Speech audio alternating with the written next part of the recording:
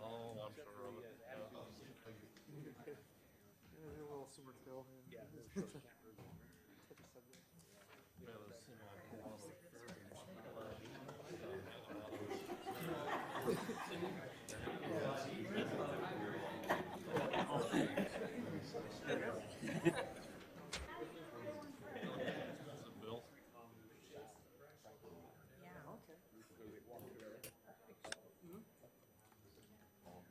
Subway downtown. Sheet sizes are really small there compared to like American. Small, it's just separate. Right out of the gate.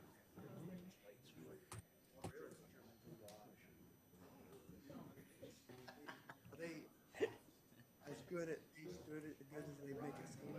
You know, everyone was talking about like the baked goods about Germany and the beer. Yeah, the beer's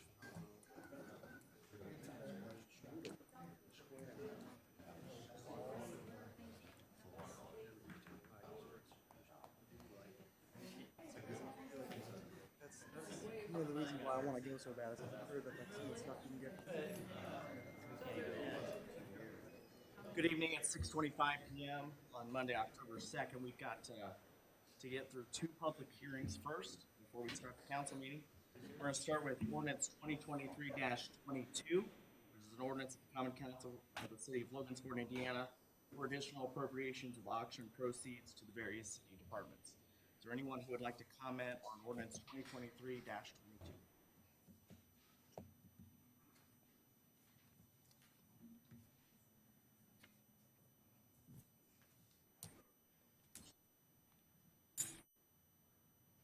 All right, I will close the public hearing for ordinance 2023-22.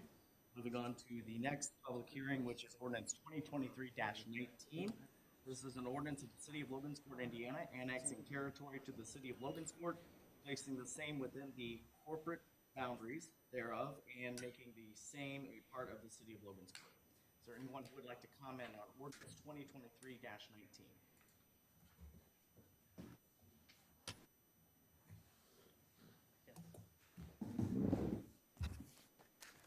Briefly, just to kind of lay it out what we're doing, so Alex aware. A quick reminder, earlier this year, Council passed a resolution 2023-116, which was giving your full support to annex the piece of property. From there, RDC purchased the property, and as the only owner of the property of the 60 acres, they did file a petition wanting to be annexed. So they're the only landowner they want to be annexed. So that's why we're having the public hearing. You did pass it on first reading on September 11th, and the second reading is to be up tonight. I will be asking you to table that. Basically, there's legislation that when you annex a property that joined a new fire district after 1987, you have to wait 2 Januaries to annex it. So if you, I'm going to get you an amended ordinance is what I'm saying. They'll have that language in there. So on November 6th, you will vote for the second time on an amended ordinance, and it'll basically read, upon approval, we have to wait 2 Januaries. So January 24 and then January of 2025, the annexation will kick in. We can still do things out there. We can still move forward with plans, but it won't officially be annexed till January 1 of 2025 due to state code that's out there that says you have to wait 2 Januaries because of the fire district that it currently is in.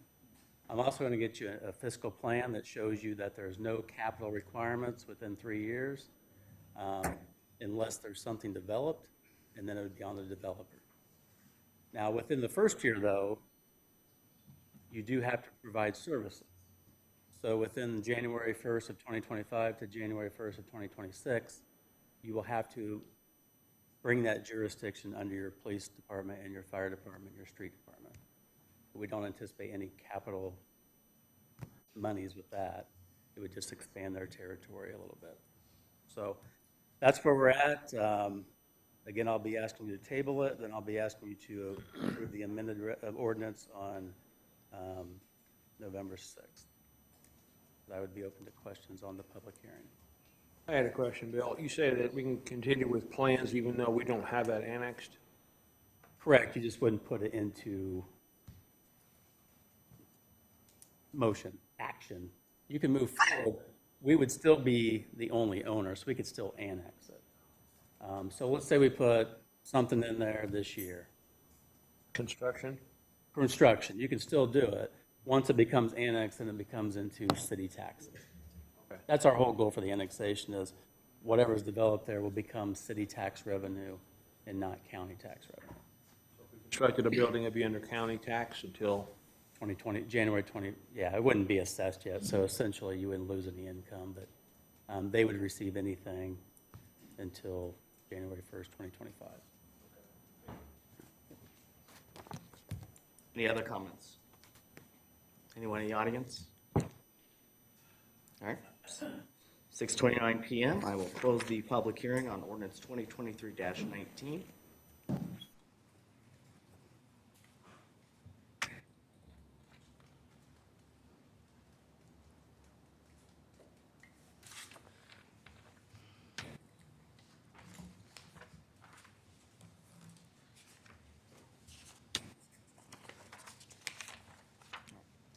(6:30 PM) Monday, October 2nd, 2023. I'm Mayor Chris Martin calling to order the regular session of Logansport Common Council. We'll start with the Pledge of Allegiance.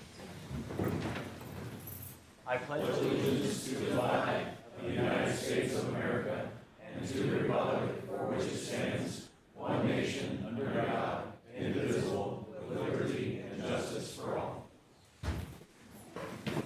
Roll call. Amy Densmore.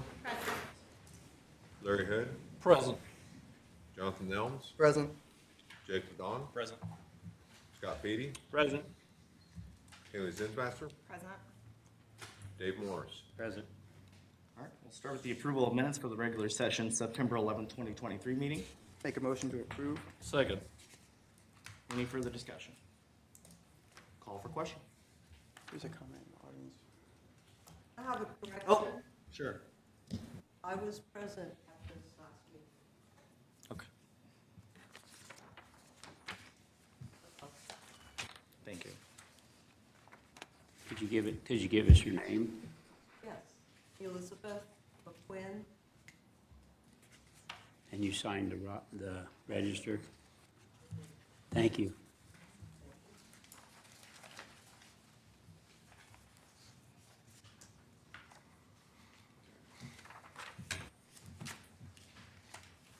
A motion to approve the minutes with the addition of Elizabeth's name.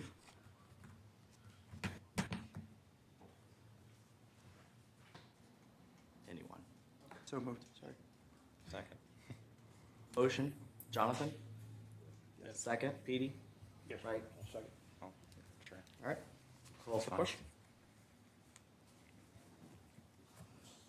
Dave Morris. Yes. Haley Zinsmaster. Yes. Scott Beatty. Yes. Jacob Don. Yes. Jonathan Nelms. Yes. Larry Hood. Yes. Amy Densmore. Yes. Reports from committees, boards, and commissions. The Finance Committee met on September the 25th. During that Finance Committee meeting, we discussed, the Historical Society sent representatives to talk about the benefits of what we budget for them each year. We discussed transfer funds for the fire department, funding for the Art Association, the VASIA program, the flood zone determination study, park fees. We talked about the final review and of the budget. We talked about the PETS RS resolution, and we had a presentation from Matt Maverick and Mike Barron from Broadway Broadband.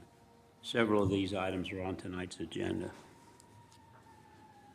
Mr. Mayor, we had a Rules Committee meeting on 9/25. We discussed memorial home roof bids and employee handbook changes.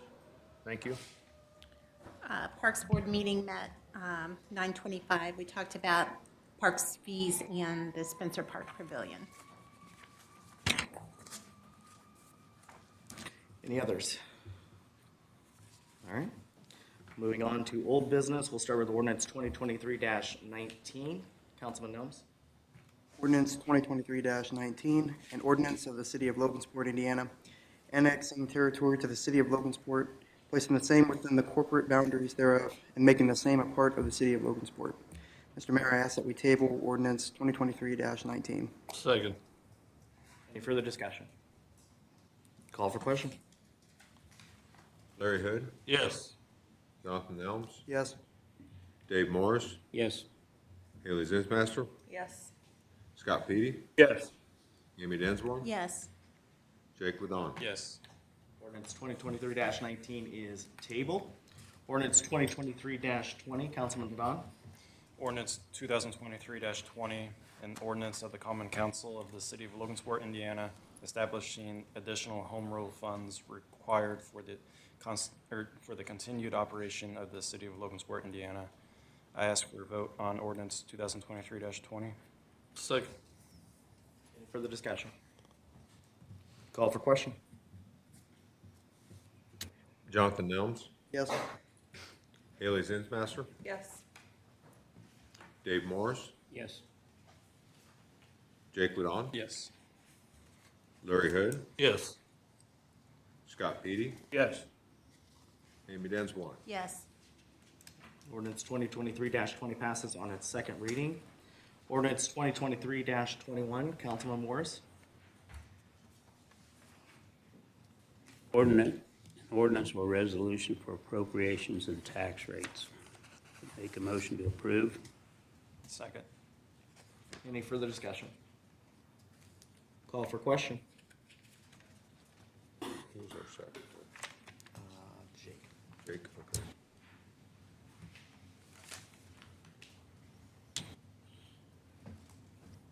Jake Ladon, Yes. Jonathan Nelms, Yes. Scott Petey, Yes. Amy Dinsmore, Yes. Larry Hood, Yes. Haley Zinsmaster, Yes. Dave Morris. Yes. Ordinance 2023-21 passes on its second reading. Ordinance 2023-22, Councilman Hood. Ordinance 2023-22 is an ordinance of the Common Council of the City of Logansport, Indiana, for additional appropriations of auction proceeds to various city departments. Mayor Martin, I ask for a second vote on ordinance 2023-22. Second. Any further discussion? Call for question. Amy Dinsmore, Yes. Dave Morris, Yes. Jonathan Nelms, Yes. Scott Petey, Yes. Jake Ladon, Yes. Larry Hood, Yes. Haley Zinsmaster. Yes. Ordinance 2023-22 passes on its second reading. Ordinance 2023-23, Councilwoman Dinsmore. Ordinance 2023-23, an ordinance of the Common Council of the City of Logansport, Indiana, fixing salaries for appointed officials and employees of the City of Logansport. I ask to move ordinance 2023-23 forward for a vote. Second. Any further discussion? Oh, I apologize. It continued on the next page. Indiana for the year of 2024. Still second. Thank you. Whoa. Call for question. Haley Zinsmaster, Yes. Larry Hood, Yes. Jake Ladon, Yes. Amy Dinsmore, Yes. Dave Morris, Yes. Scott Petey, Yes. Jonathan Nelms. Yes. Ordinance 2023-23 passes on its second reading. Ordinance 2023-24, Councilman Petey. Ordinance 2023-24, an ordinance of the Common Council of the City of Logansport, Indiana, fixing the annual salaries of elected officials of the City of Logansport, Indiana for the period beginning January 1st, 2024 and ending December 31st, 2024. Mr. Mayor, I ask for a vote on ordinance 2023-24, please. Second. Any further discussion? Just one thing, Mayor, and I should have mentioned it on the last one. When we passed these in first reading, we didn't have the resolution from the Utility Service Board yet, and that number was filled in on the previous vote, and it's the same number on this one. 2023-04 is the number on both of those. You'll see that on your Good. ordinance. Call for question. Haley Zinsmaster, Yes. Jake Ladon, Yes. Scott Petey, Yes. Dave Morris, Yes. Jonathan Nelms, Yes. Amy Dinsmore, Yes. Larry Hood. Yes. Ordinance 2023-24 passes on its second reading. On to new business, Resolution 2023-135. Councilwoman Zinsmaster. Resolution 2023-135, a resolution of the Common Council of the City of Logansport, Indiana, allocating funds for the support of Pets R Us, the Cass County Humane Society. And I would ask to move Resolution 2023-135 forward for a vote. I second. Any further discussion? Yeah, have we had any other refusals since we talked about this last? Chief's here. Oh, I didn't see it. Chief, do you know of any other refusals off the top of your head? Okay. I would just mention that I am still opposed to this on the grounds that multiple citizens have reached out with the way they've been treated by the head of the Humane Society. And with us representing the taxpayers and using their taxpayer funds, I don't, in good conscience, feel we can use their taxpayer funds to provide for this use. So I will vote no. Any further discussion?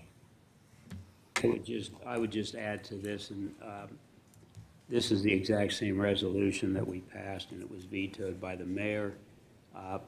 We simply rewrote the resolution to say the same thing and made the connotations in here that the vote was 5-2 in favor at the first reading of this, and that we followed the guidelines as outlined in the Indiana Code.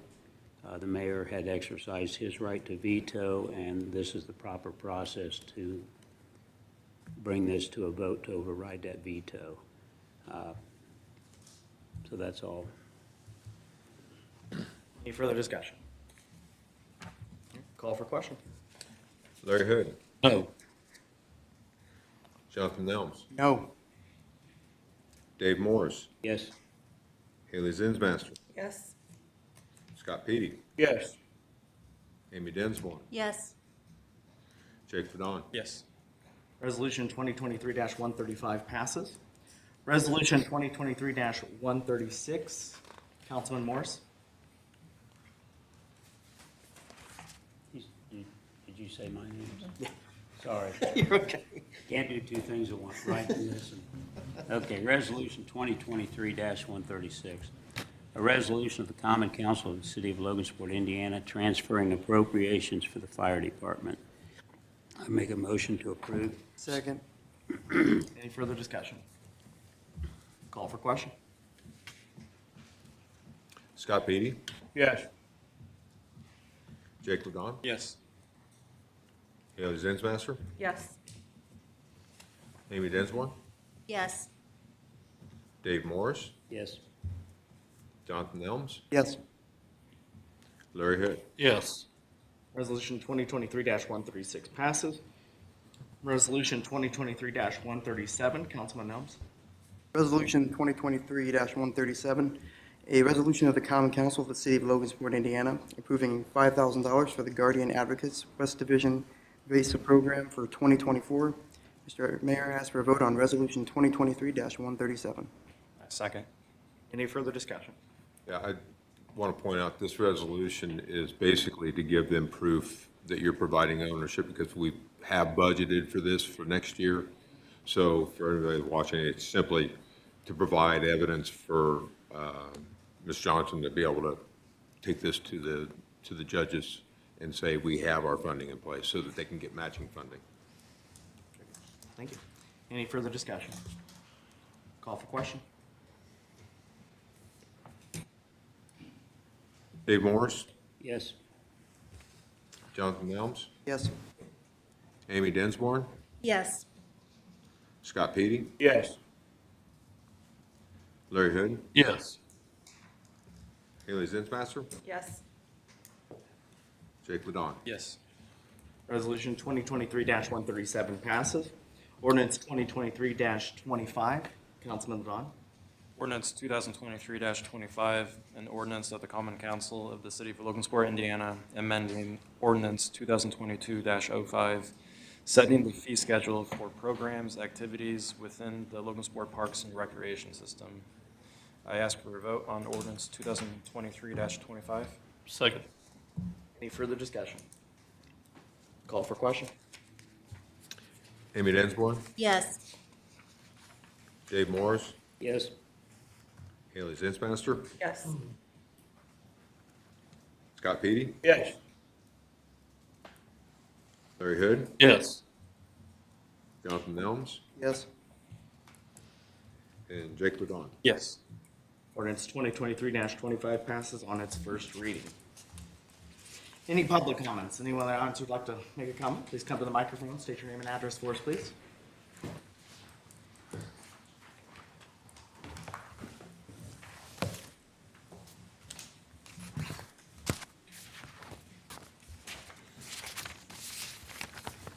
Paul Wilhelm, 630 South 15th Street. The entire community came together in 1981 to move the depot to 4th and Melbourne. The community raised money for this restoration. The community established the Iron Horse Museum there. The community donated precious heirlooms to the museum in the expectation and understanding it would be maintained as such.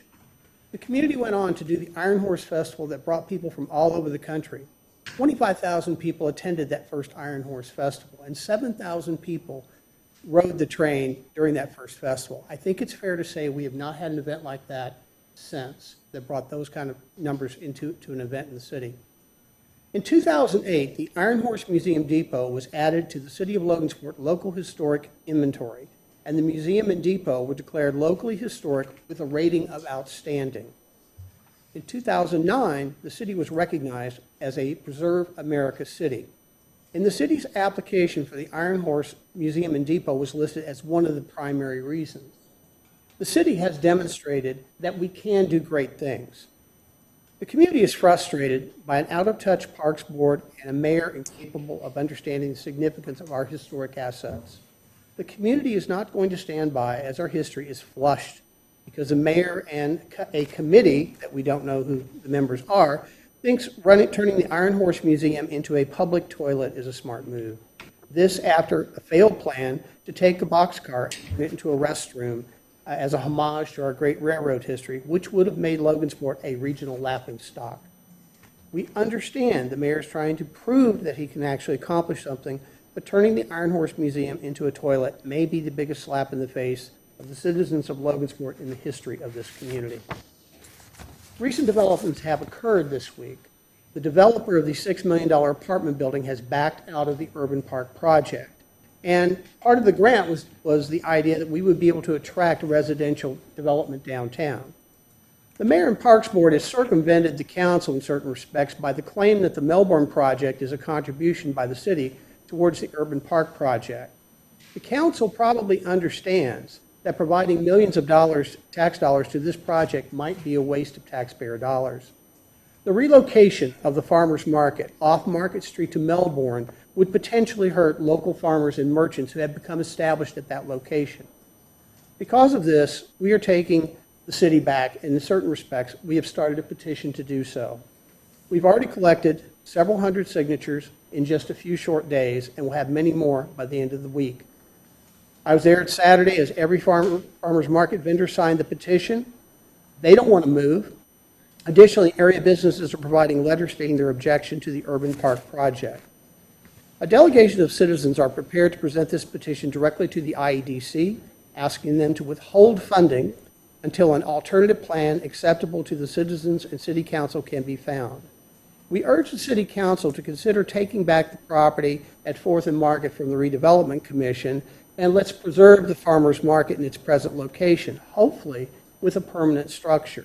They've been shifted around for far too long, and they're an important asset to our community that brings in valuable tourism dollars into our community.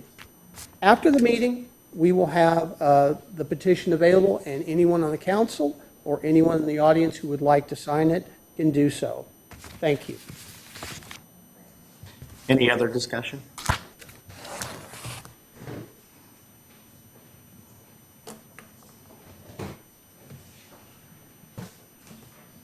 Hello. My name is Elizabeth McQuinn. I reside at 1220 East Market, Apartment C, here in the city. I am a past president of the VFW Auxiliary here in Logansport, which just celebrated our 81st year. And as some of you may know, I was involved in the restoration, renovation of our Cass County Roll of Honor. Quite frankly, this feels like deja vu all over again. We were told that they were going to tear down the Roll of Honor because it had cracks in the foundation, had not been taken care of for years, and that it could not be saved. The Cass County Veterans Council was shamed into taking over that project. Unfortunately, they didn't care if it got torn down. So I did some research. The Roll of Honor was financed, funded, oversaw, and built by the World War II mothers. It was not built by the veterans. It was built by the citizens of this county. Now, in 1945, these mothers put signs in downtown stores, collected money, and in 5 months, they were able to celebrate completing that Roll of Honor, even though they had a cement shortage at the time. Those ladies accomplished that task in 5 months. When the Veterans Council, City of Logansport, and LMU tackled the project, it took 5 years. Some of you may remember the hole that sat in front of our city building for over a year. I'm here because I oppose the train depot being turned into public restrooms. Through the Roll of Honor, I was able to have the privilege of speaking to many of the World War II veterans. Sadly, most of them, they're gone now. But one that was especially dear to me was Carl Simon. Some of you may know Carl. Carl was the conductor for the Railroad Museum. So, in honor of those veterans and the Italian families who suffered a great deal during World War II, Italian immigrants, especially those that worked on the railroad, were targeted to be drafted. They were sent to Italy to rebuild the railroads as the Nazis were chased up the boot of Italy by our Allied forces. They died in service for this country. Many of them died overseas. Our Italian families went to Europe and brought those bodies back to be reburied here. So I ask that you do not desecrate their memory and other veterans by moving or turning our train depot into a public bathroom. Thank you. Thank you. Thank you. Deputy?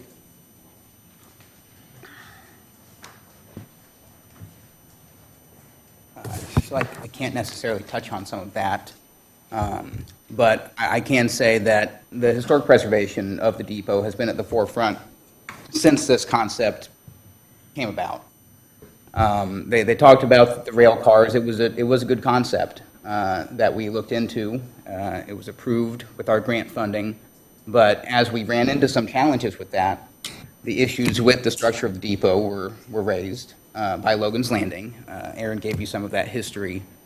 They were in the multiple hundreds of thousands to restore it, keep it up, and keep it exactly as is, which currently is a place where they have a couple of board meetings a year, used as an office for a couple hours a week, storage for a couple of nonprofits, and a museum with a lot of very interesting and historic memorabilia, but you're lucky if it's open a couple hours every month, realistically. And depending on who is at Logan's Landing, you're not necessarily going to have a very historic tour, which is why we have worked with the Historical Society to take on as much of the memorabilia as possible to help us develop a nice welcome center that will honor that heritage, utilizing the best pieces that we have there, and still with plenty of room to maintain a welcome center, concession space, and potentially offices as well. But this is what depots were used for historically. I mean, this is, you got off the train, you had the gathering space, the restrooms, and then you went off into town. And we think it can be that for that area of town. I would be very surprised if the people at the farmers market had had this petition couched to them appropriately. I think they, like many of us, are very urgently trying to fix the restroom solution down there to make their events even better. And we think that the ability to utilize the READY funding, which we followed every appropriate procedure, and the IADC will tell everybody that as well. We think that the ability to use that funding to shore up the depot, to solve the restroom problem in the area, and to really improve the space for the long term and preserve it for the next 50 to 100 years, this is the best solution. We've worked with community partners, we've worked with Logan's Landing, the Historical Society on this. We've kept people in the loop every step of the way as this project has developed, and I'm really excited about it. I think that this will make sure that that is the centerpiece of our downtown for the foreseeable future. And so I'm happy to answer any questions on it, and offline as well. I've put my email out there in case people want to reach out about it. But we're not tearing the depot down. It's not all going to be one big toilet. It's going to be a respectful historical display and a historic use of the building, realistically. So. Now the building is part of our historic preservation area, is that correct? And it's designated historic. It is. So that whatever you would do to it, you would have to preserve the outside of that building just exactly the way it is currently. The outside will look exactly the same, if not maybe a little better, as we do some of the necessary repairs to it. And it'll have to be done in a historic fashion. We've worked with Indiana Landmarks to develop some of these ideas, and we're taking the project to the Historic Preservation Commission actually on October 12th. So there will be another public hearing on this, or will be a discussion. I'll have better images to show people than what I carry in my Padfolio right now, but there will be other opportunity to comment. I know she's not sitting there anymore. Elizabeth, have you seen any type of the plans for this, for what they're talking about, or you're just going by what you've been told, or as far as your feelings about what they want to do, have you seen any type of a plan at this point? I was at the last meeting where it was discussed. Oh, are you on the Historic Preservation Commission? No. I'm just, part of the public that would like their views, voices. Well, I appreciate your views. That's why I'm asking you if you've actually seen any type of a rendition of what they want to do at this point. Well, despite what Mr. Thomasville has said, it's not a building that's infrequently used. It's almost the hub of Little Turtle Waterway. I know the downtown Clean and Green, everyone met there, and it's more than just, Yeah. Well, could I ask you a question? Like, why would something like that not be continued down there? Hopefully it will stay the same.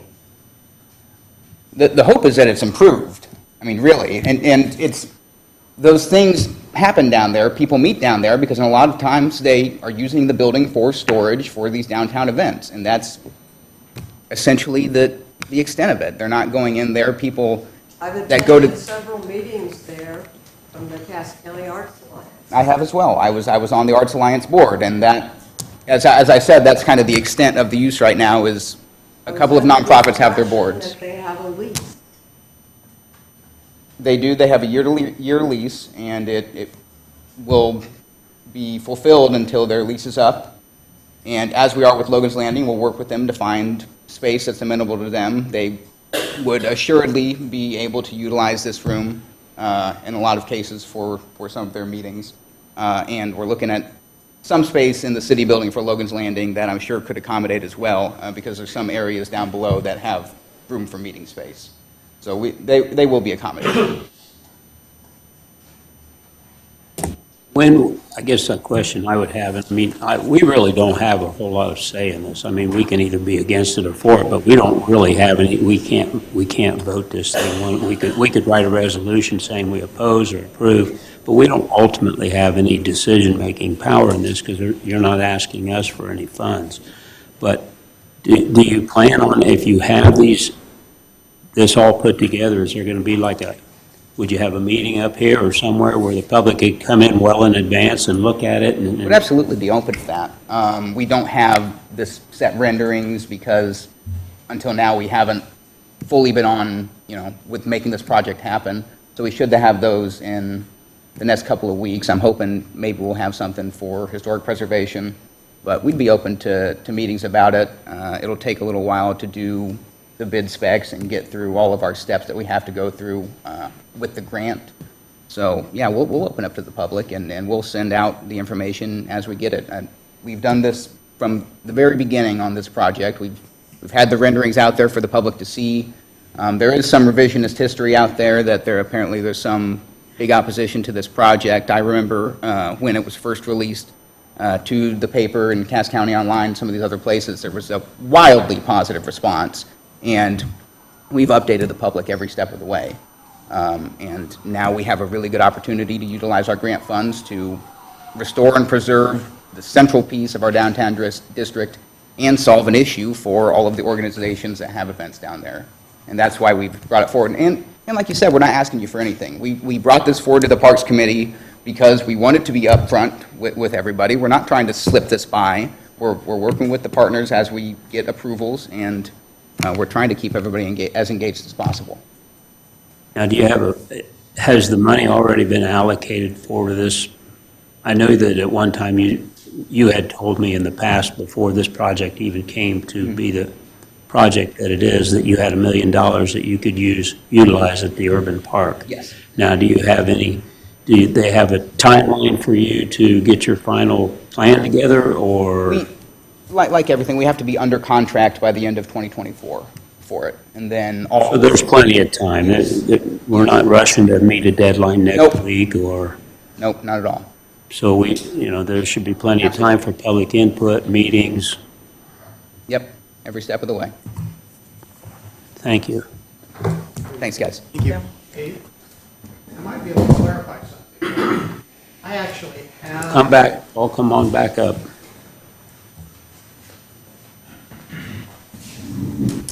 Question of due diligence here, but I actually have the original local historic district designation report that was prepared for the depot and the Iron Horse Museum.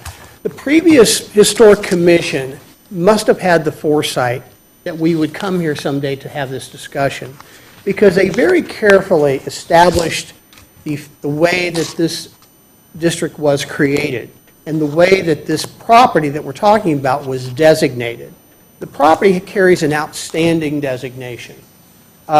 Typically, buildings that are moved do not retain that type of notification. They might be contributing, but once you move a building, typically it's very hard to have it outstanding. Buildings are moved, and some buildings are rated outstanding. You might have, I don't know, Abraham Lincoln's home, which might not be particularly interesting and may have been moved several times, but because he lived there, it's outstanding property. But when they created the district, they actually created the district very specifically to describe the structure as the Depot Iron Horse Museum. I believe they did that intentionally because based on the 2008, when this was done, I believe that they had received a lot of donations and they were under pressure from the community to make sure that those donations stayed in that building. So this is one of those rare instances in historic preservation where the use is part of the reason the building was declared historic. And in fact, under Section 7 of the historic integrity of the building, they do, first of all, they note that the building's been moved, they tell the whole history of it, but there's a very important part of why buildings may be declared historic, and that's Section 7, and that's called association. The Iron Horse Museum evokes a strong reminder of Logansport's rail heritage and its economic, social, political, and architectural impacts it had on the community. The criterion is met since one can easily access and associate Logansport's successful railroad past through the appearance and location of the Iron Horse Museum. Today, the depot serves as a museum and community facility for meetings, committees, recapturing, receptions, and abilities. Everyone who enters the building is reminded of Logansport's rail heritage and how vital the railroads were to Logansport's early economic growth. Designating the site preserves that history for future generations. Historic railroad buildings and structures are important examples of Logansport-built heritage, and significant efforts have been made over the past decade to preserve that heritage. They deliberately, in this association, pointed out that it was the railroad museum that was part of the reason that this building met the historic criteria. They were obviously planning ahead, thinking someday something like this might happen. And I would point out that if the HPC were to approve this, it still has to come before the City Council for approval. So you actually do have some say over it, outside of just a resolution. Because once the HPC votes on it, that vote has to come to the council for approval. And depending on how that vote turns out, it also opens up to legal challenges and appeal in the judicial court if someone were to disagree with it. But Well, one quick question, Paul. If it has to go back to, why does it have to go back to the HPC if it's already historical? anytime a modification is proposed to a historic structure, because this is a locally designated structure, the Historic Preservation Commission has to vote on that project. So if you are going to, we don't have that many locally designated structures in this city, but this happens to be one of them. So if you're going to make a different use, a change, or whatever, where you might have to make a modification, say they're going to have an outside door access to one of the bathrooms, whatever that circumstance is, it has to go before the Historic Preservation Commission, and they have to review it. Indiana Landmarks will do a staff report saying, you know, we either agree with this or we don't agree with this. And then it's up to the public to basically determine and convince the commission that what these documents said they said should be respected by the Historic Preservation Commission. And the HPC, it's up to them after they listen to pros and cons against it as to what they want to do. However they determine, it will come back to the City Council for you all to take a vote on. Okay. Do you happen to know what section of the ordinance that's in and about modifying? I have actually the written ordinance here that the 2008-37. I'm talking about for the HPC to have to review any modifications. Do you happen to know where that's at in the It's in ordinance? the Municipal Code of Ordinances under city planning for the HPC and how that process works. Rich is on the Historic Preservation Commission. He can probably tell you a little bit about how that works. But, you know, there is a policy and procedure that was set out in the HPC ordinance that basically says how hearings are conducted. Because the HPC is not just a board or a commission, it is also a CLG, is a certified local government, which means they do other activities other than what they do for the city. For example, they do federal Section 106 reviews. If there is an undertaking by the Army Corps of Engineers, they have to sign off on that. Anytime a road might come through that might take out a building or something, they deal with that. So they're not only a local group, they also have responsibilities at both the state and federal level. So this is a state project, The IED is funding it, is a state project, so, you know, it's one of those things that they'll have to consider just based on however the ordinance was written originally and however the application comes through. But the process is, once they vote on it, it goes back to Aaron, and Aaron brings it back to you, and you have to either approve or reject the determination of the HPC. That's up to you. And then beyond that, if someone disagrees with your decision, they can always go to court. Okay, well, I appreciate that because, you know, I tried to review the ordinance just to know what it was about, knowing you would be here. And I'll get you a copy of this and the original. Can you email that to the council? Yeah, I will email to the That would be council. helpful. So you can look at that. You know, and it sounds like even a possibility that there's a public meeting on exactly how the process is supposed to proceed. I don't There know, is. but we have plenty of time for all that, though, Yeah. it sounds like. All right. Any other public comments? Okay.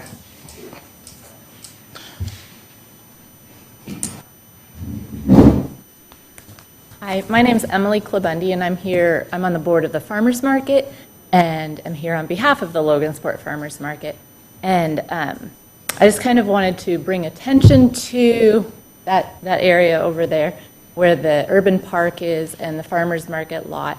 There have been a lot of things, we as a board don't know a lot of the history, don't know what goes on in the city as far as what we can have a say in and what we can't. And we felt like we had a permanent spot there at the farmers market lot because many years ago that lot had been donated by Salin Bank to the city of Logansport, and they had put a permanent sign in the ground there for the Logansport Farmers Market, and had there was a newspaper article saying, with a statement from that bank saying, we are so glad that the Logansport Farmers Market will have a permanent place to a permanent home. And then just a couple years ago, suddenly the public bathroom that we had there was dozed. So we have no bathroom anymore for the public or for the vendors. So we are begging a bathroom off of the Anderson collision repair place. We're stocking them with all the soap and the toilet paper and everything and cleaning it for them because, but there's still no bathroom for the public, so that is an issue. And I'm not sure why that bathroom got dozed. For us, it worked very well to have that, but I'm sure probably there were some problems with it. But there was nothing communicated with us about that change. We were just kind of suddenly had no bathroom. So I think it's important I think the Logansport Farmers Market actually is an important part of the community. A lot of things happen down there on Saturday mornings. We have so many good turnout. We have a lot of local small businesses, people that are trying to raise meat for the community. We have beef sellers, pork, chicken, all the produce. We have bakers, we have artisans, woodworkers, all sorts of things. And people know now to look for farmers markets in a town. So when businesses are closed on Saturday, people come to the farmers market and they bring their dollars into town, and you're supporting a lot of local business. So I think that's very important. We were able to get a grant this year to put up a billboard to let people know about the farmers market, because it's surprising how few people do know about it. But people asked us, why didn't you put a location on your billboard? And we said, because we have no permanent location. We didn't know the city moved us out of that lot and moved us behind the State Theater where people couldn't even find us, and people were tripping on the curbs. We had people falling all over the place. It turned out to not be a very good place, and so they allowed us to come back to our lot very temporarily. They said, until the building gets built, you can set up there again. So we're there temporarily right now, but that's rough as a farmer's market. And they've told us, look for another place, but there is no other place in downtown that is suitable or big enough for us. The Ferris Tribune has offered their lot but it's way too sloped. Things would just go rolling off our tables. And there's no bathroom for us over there. So that is difficult. So we were offered by McCord's to move down to their lot, and the city said, sorry, you can't do that because that's out of your area. So they're kicking us out of the lot, but we have no other place to go. They said we'd have to have a hearing, we'd have to pay $300 to try to get approval to move out of our zoning. So anyways, I guess I'm just here to maybe be considered for some funds or some attention or some consideration, just to be included in the perhaps the urban development. I know we've been in talks with the urban park development, and they've shown us plans of the green space they intend to put and where our canopies could potentially go. But then I think that turned into got paved instead. So I don't think that plan is even the way that it originally was going to be. And it wasn't suitable for our space needs anyways. So we would really like, I know that lot has been sold to the redevelopment commission, but we would really like to be considered as part of the redevelopment, to have a permanent place for the farmers market, kind of an extension of the urban park, maybe with a covered area for other festivals in town too. You can bring back Iron Horse Festival, but it could be a really great place there to have that whole parking lot as part of the entrance to that urban park. And right now, like, the city's done a beautiful job getting, it always looks so pretty with the hanging flowers and plants, and there's so many nice Parks Department things up now, and the whole, 4th Street looking down from the jail area all the way down to the Little Turtle Waterway just is really pretty. So we just want to keep on growing with that, and I know that on the Parks Department survey that they had done this last year, Farmers Market was ranked at the very top of people's needs and wants and concerns. So we just want to be considered. Thank you, Emily. Thank you so much. Thank you. Any other public comments? Real quick, to address the farmer's market lot, just where we're at, it is deeded to the redevelopment commission. We did do an open RFP and it was crickets. We did get an investor that wanted to do apartment building, 35 units. He has since said it's not financially viable. So it's open. It's call me. Let me know what your suggestions and ideas are. We would love to, whether it be a permanent farmer's market, boutique hotel, apartment building. We can hash that out. We can talk about how to get it done. I like a permanent farmer's market. We would just need to know is it sustainable? Who's paying? Who's staffing it? Who's running it? Is it going to be a city-owned? Is it not going to be city-owned? Things like that we just need to talk about, but my door is open. Call me, email me. Sometimes you got to fish around on Facebook and find comments, but just give me a call and we can talk about it. It's that simple. And I think I mentioned to you, Bill, that when we relinquished that to the RDC, there was a 6-month clause in there. If they didn't have a developer within 6 months, it reverted back to the city. I don't know how that would work, but I think we really need to take a look at that. Yeah, I'm open to whatever. We did go to RDC officially took that developer off the docket. I did go to Logan's Landing Board and see what their wishes are down there. I went to RDC board. Now I'm in front of you. So if you individually have an idea, we'll definitely work, vet through the ideas and see what we can make happen. Thank you, Bill. Thanks, Bill. Thank you. All right, any other public comments? Okay. Council member comments? October 23rd, there's going to be a utility and a finance committee meeting at this time, 6 o'clock. Mindy's got it blocked off. The agenda will be forthcoming. Very good. Any other council member comments? Yeah, just a quick couple. First off, I'm glad that we got the second reading done of the salary increase for the city employees, especially public safety. Right now, we have an amazing police department, an amazing fire department, so I think it's a good thing that we did getting those salaries up to keep who we have, and continue to serve the citizens of the city, and also encourage people to attend the ribbon cutting for the police station on Friday. Any other council member comments? All right. Miscellaneous business and any matters not already considered, including ADA Section 504 compliance or concerns. Make a motion to adjourn. Second. Call for question? Jonathan Nelms, Yes. Larry Hood, Yes. Amy Dinsmore, Yes. Jake Vadon, Yes. Haley Zinsmaster, Yes. Scott Petey, Yes. Dave Morris. Yes. We are adjourned. Have a great night.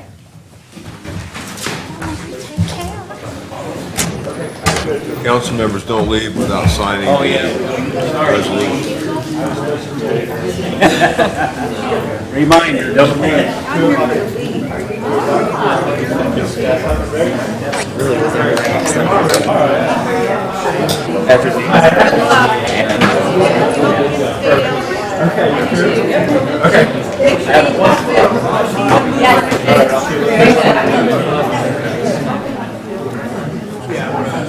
And I'll change the first one.